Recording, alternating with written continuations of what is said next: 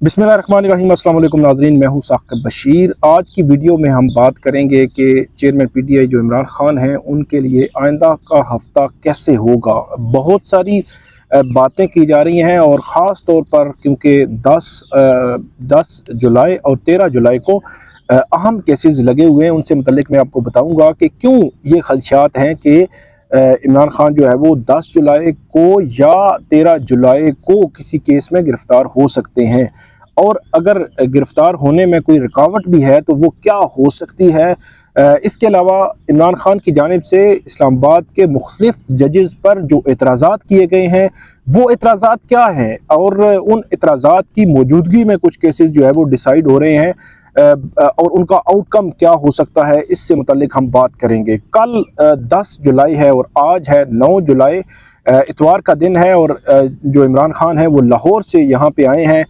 जो 9 मई से मुतल्लका मुकदमात हैं, मतलब 10 मई को कोई मुकदमा दर्ज हुए थाना तरनौल के, और उसके बाद 14 मई को मुकदमात दर्ज हुए हंगामा आराई, एहतजाज और तोड़ फोड़ के तनाजुर में। तो उन मुकदमात में इमरान खान जो है आज इस्लामाबाद में वो जो शामिल तफ्तीश होने का मामला है, शामिल तफ्तीश होंगे। इसके अलावा क्योंकि कल 9 मई के मुतल्लका मुकदमात में जो इमरान खान हैं उनकी ज़मानतें लगी हुई हैं, और सबसे इम्पोर्टेंट है और इन्हीं मुकदमात में ये खदशा ज़ाहिर किया जा रहा है कि अगर ज़मानत खारिज हुई तो इमरान खान की गिरफ्तारी भी हो सकती है। और ज़मानत खारिज होने के इम्कानात क्यों हैं, इस पर मैं आपको बताता हूँ। होता ये है कि किसी भी FIR में कोई भी अगर मुल्ज़म उसकी ज़मानत हो जाए तो बाकी मुल्ज़मान की ज़मानतें भी हो जाती हैं। अगर किसी मुल्ज़म की ज़मानत ना हो तो बाकी मुल्ज़मान की ज़मानत को भी खदशात होते हैं। यहाँ पे असद उमर, शाह महमूद कुरैशी और असद कैसर, उनकी ज़मानतें थाना तरनौल के 10 मई के मुकदमा जो मुकदमा है 9 मई के मुतल्लका मुकदमा जो वाक़यात से मुतल्लक, तो उनमें उनकी ज़मानतें सेशन कोर्ट से खारिज हो चुकी हैं।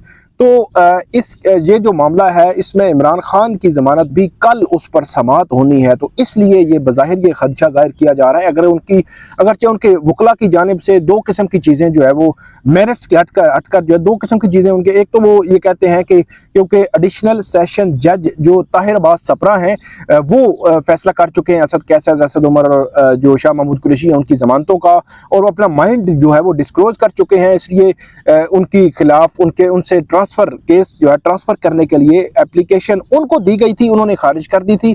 उसके बाद इस्लामाबाद हाई कोर्ट में ये एप्लीकेशन दी गई।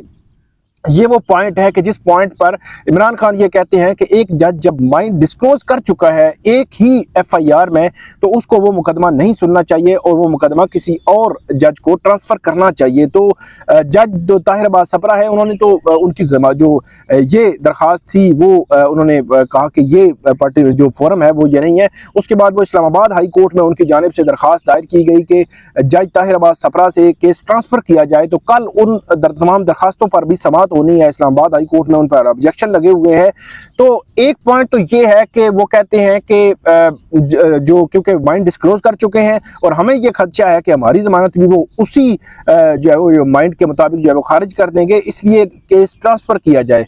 दूसरा जो मामला है इसमें इमरान खान की जानिब से वो ये है कि क्योंकि 9 मई से लेकर 12 मई रात गए तक इमरान खान क्योंकि कस्टडी में थे, हिरासत में थे, तकरीबन रात 8 बजे वो यहाँ इस्लामाबाद हाई कोर्ट से निकले थे और रिमांड पर गए थे। तो वो कहते हैं कि दौरान कस्टडी जो उनके खिलाफ जो मुकदमात बने उनकी कोई हैसियत नहीं है और उनका कोई लिंक साबित नहीं होता, लेकिन जो हालात हैं, वाक़यात हैं, जो तनाजुर है वो बज़ाहिर ये बताता है कि शायद अगर जो है ताहिर अब्बास सपरा या कोई भी जज अगर ज़मानत सुनेगा तो वो जो ज़मानतें खारिज हुई हैं इसी केस में उनका इफ़ेक्ट जो है वो इस पर असर जो है वो आ सकता है और इमरान खान की ज़मानत भी खारिज हो सकती है।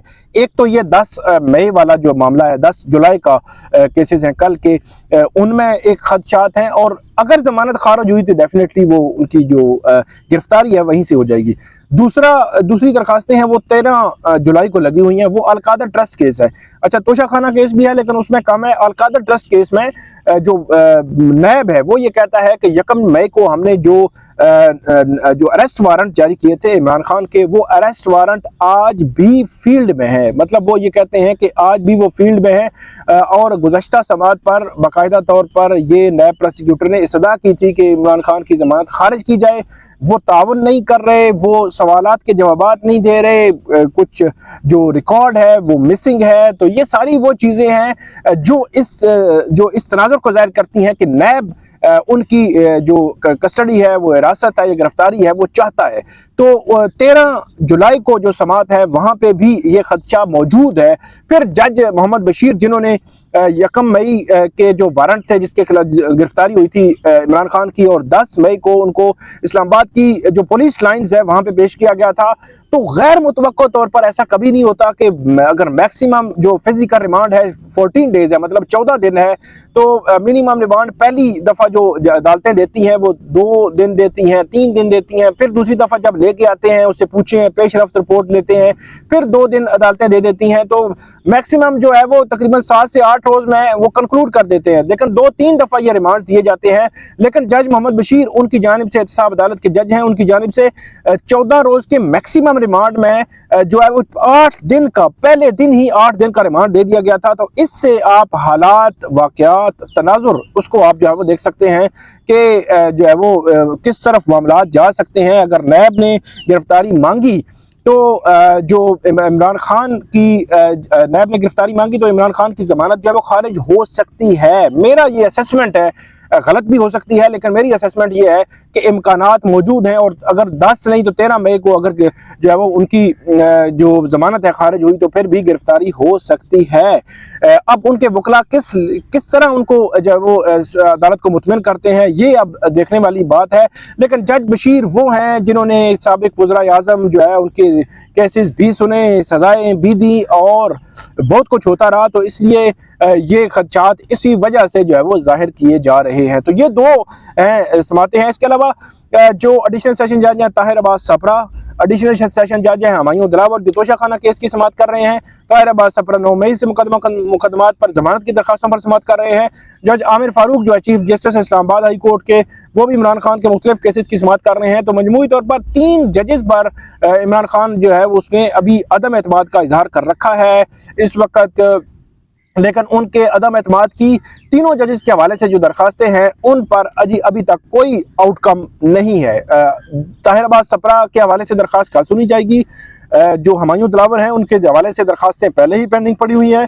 اور جو چیف جسٹس عامر فاروق وہ جن پر عدم اعتماد ہے انہی کے پاس طاہر عباس سپرا کی درخواست ہے، انہی کے پاس جو ہے وہ ہمایوں دلاور سے کیس ٹرانسفر کرنے کی درخواست ہے، اور انہی کے پاس اپنے جو ان کے عدم اعتماد ہے وہ درخواست بھی انہی کے پاس ہی موجود ہے، اور اس پہ انہوں نے الیکشن کمیشن کو نوٹس جاری کر رکھا ہے. آخری بات میں یہ کروں گا کہ ان تمام جو سچویشن ہے اس کو دیکھتے ہوئے جو IMF کا دورہ تھا، IMF کے جو وفد کا جو دورہ تھا زمان پارک کا، وہ ایک بڑا جو ہے وہ یہ کہہ سکتے ہیں کہ بڑا بریک تھرو جو ہے وہ دلوا سکتا ہے، اس لحاظ سے کہ کیا عمران خان کی گرفتاری جس سے IMF کا وفد مل رہا ہے، IMF کا وفد ان سے کچھ جو خدشات ہیں ان کے پاکستان اور IMF کے درمیان جو معاہدہ ہوا، جو چیزیں ہوئی، تو ان کے حوالے سے ڈسکس کر رہا ہے. تو کیا اس دورے کے، اس وفد کی ملاقات کے 6-7 دنوں کے اندر اندر عمران خان کو گرفتار کر لیا جائے گا؟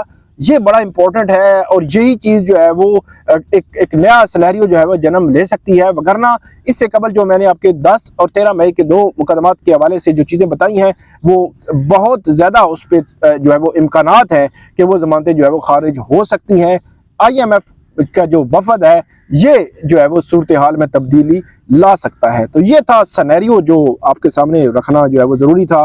تو آپ ہمیں اس ویڈیو پہ فیڈ بیک ضرور دیجیے گا اور کامنٹ ضرور کیجیے گا. بہت شکریہ.